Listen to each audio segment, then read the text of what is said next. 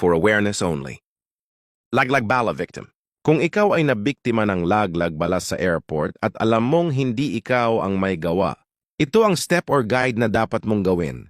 1. Remain calm. Kalma lang, yes. 2. Request to scan again your baggage. Do not open it. 3.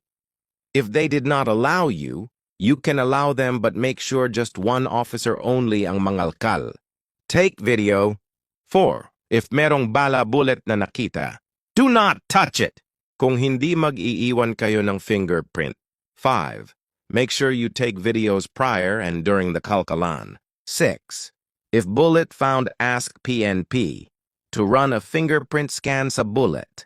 7. Kung panatunayan wala kang kaso at biktima ka, file a case RA Title 591, Sec. 38. Section 38 of Republic Act, RA 10591, the Comprehensive Firearms and Ammunition Regulation Act, imposes a penalty of prison mayor in its maximum period for willfully and maliciously planting evidence, firearms, ammunition, or parts to implicate someone, with a harsher penalty of reclusion perpetua if the perpetrator is a public officer or employee. 6. Kung walang abogada, contact PAO, Public Attorney's Office, Central Office. Address, office address, 4th and 5th floors DOJ agencies, Building Nye Right Corner East Ave, Diliman, Quezon City.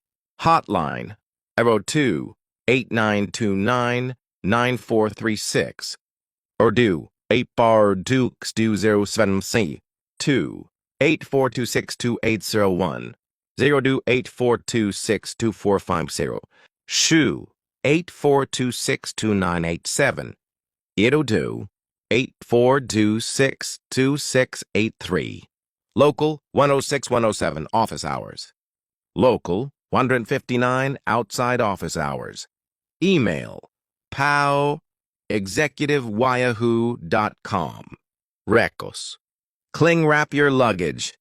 Do not buy luggage na madaling masira. Do not bring a lot of cash. Takaw mata sa mga buhaya. Always carry your belongings. Do not engage with strangers in airport. X.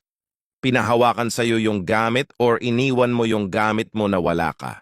CTO, Addy Charati.